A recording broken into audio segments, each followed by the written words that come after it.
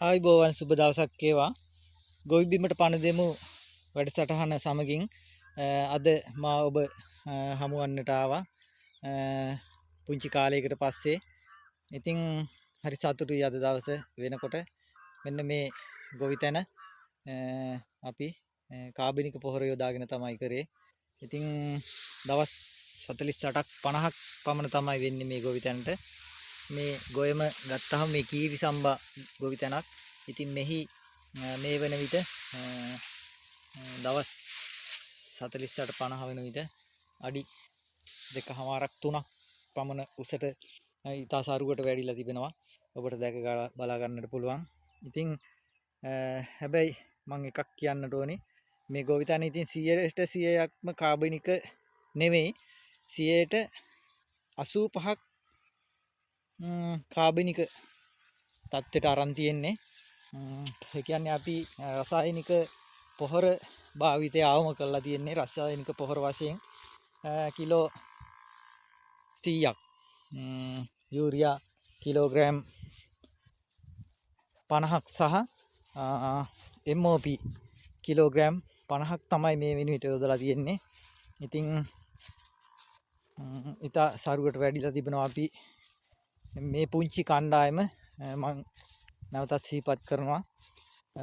D10 මිනිමුතු බෙදුම ගොවි සංවිධානයේ ගොවි මහත්තුරු 7 දෙනෙක් සහ සභාපති වන මමත් ලේකම් තුමිය භාණ්ඩාගාරික තුමන් සහ මහවනාවල කොට්ටාස කාර්යාලයේ ආයතන සංවර්ධන නිලධාරී තුමන්, ඒ වගේම කුඩාගලේ ඒක කළමනාකාර තුමිය සහ මහවනාවල කොට්ටාසේ කුඩාගල ඒකකේ ශ්‍රේෂ්ඨ සහකාර තුමත් අපි මේ පුංචි කණ්ඩායම 11 දෙනාගෙන් සමන්විත මේ පුංචි කණ්ඩායම තමයි මෙම ගොවිතැන පිළිබඳ පළවෙනි ගවේෂණය කරේ. ඉතින් ඒ තුල අපිට 2024 මහකන්නේ හෙක්ටයාරයකට කිලෝ 7500කට යන්නට පුළුවන්කම ලැබුණා. අතිසාර්ථක කන්නයක් වුණා අපිට එම කන්නය. එතකොට අපි ඊට කලින් රසායනික පොහොර විතරක්ම භාවිතා කරලා ගත්තේ කිලෝ 3000ක් 3500ක් වැනි අස්වැන්නක්. ඉතින් ඒදා සහ අද ගත්තහම අපේ ගොවිතැන් අපි ඉතා ඉහළ මට්ටමක ඉන්නවා අතිසාර්ථක ආකාරයට. ඉතින් ඒ නිසා මම ඔබටත් ආරාධනා කරනවා ගොවි මහතුන් විදිහට අපේ රටේ මේ තිබෙන මේ කාබනික පොහොර ද්‍රව්‍යයන් යොදාගෙන ඉතා ඉහළ අස්වැන්නක් ඔබට ලබා ගන්නට අවස්ථාවක් තමයි මේක. ඒ නිසා අපිත් එක්ක එකතු වෙන්න, මේ YouTube නාලිකාව සමග එකතු වෙන්න, එකතු වෙලා ඔබගේ අදහස්, යෝජනා, චෝදනා අපිට දන්වන්න. ඉතින් මේ පුංචි කණ්ඩායම මම කියාගෙන ගියේ පුංචි කණ්ඩායම 11 දෙනාගෙන් පටන් ගත්ත කණ්ඩායම නිලධාරී 3 දෙනෙක් සහ මගේ ගොවි සංවිධානයේ D10 මිනිමුතු ගොවි සංවිධානයේ ගොවීන්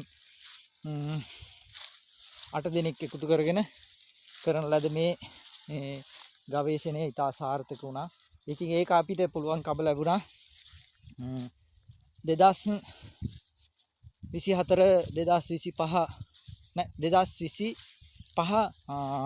යලකන්නේ තවත් ගොවීන් පිරිසකට මුදා හරින්නට. ඒ මගේ සහෝදර ගොවි සංවිධාන දෙකක් වෙන D10 සහ D15 සහ D11. ඉතින් ඒ ගොවි සංවිධානයේ ගොවීන් පිරිසක් එකතු කරගෙන අපි දෙවෙනි කන්න විදිහට අතිසාර්ථක අස්වැන්නකට ගියා.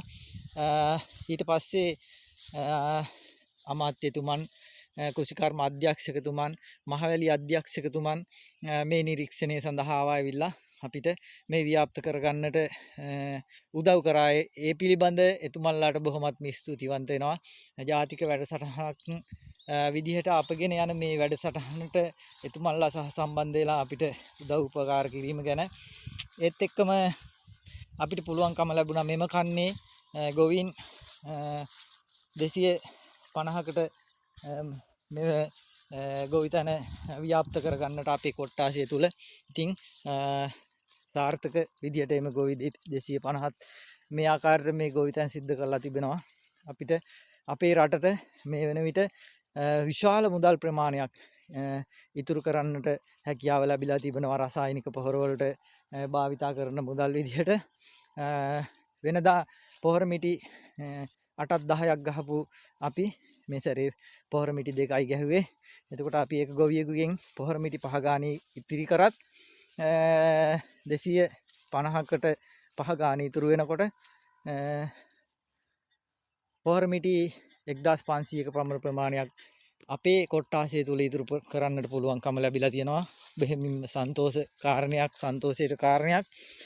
අපි ගණන් හදලා බැලුවොත් මම හිතන්නේ ලක්ෂ 100 ගණනක් අපි මේ වෙනකොට ඉතුරු කරලා තිබෙනවා මෙම වැඩසටහන සමගින්.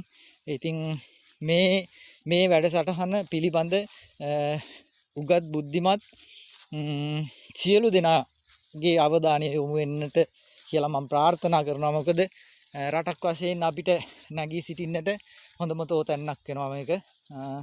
අපි අමාරුවේ වැටිලා හිටපු කාලයක් තුල මෙවැනි මේ වැඩසටහන ක්‍රියාත්මක කිරීම තුළ අපි හරි සතුටින් ඉන්නේ.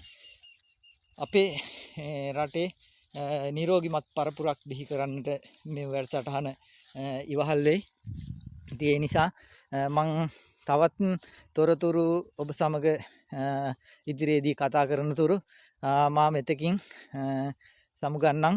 ඔබට යම්කිසි ප්‍රශ්නයක්, ගැටලුවක්, චෝදනා, යෝජනා තිබේ නම් කමෙන්ට් කරන්න.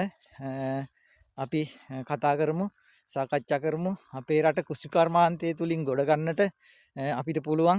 ඉතින් ඒ සඳහා ඔබගේ ශක්තිය අපිට අවශ්‍යයි.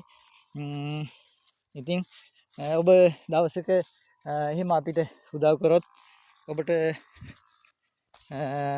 ඔබටත් ගොඩක් පින් සිදුවේ. මොකද වසවිසෙන් තොර කෘෂි නිෂ්පාදනයක් අපේ රටට දීම තුළ අපේ රටට බොහෝ ආර්ථික වාසි අත්වේ. මොකද ලොඩ රෝග වලින් මිනිසුන් සුවපත් වෙනකොට ඒ සඳහා වැය කරන මුදල් අපේ රට තුල ඉතිරි වෙයි. ඒ වගේ ගොඩාක් කරුණු කාරණා ඉතින් මේ විෂය ගත්තාම තියෙනවා.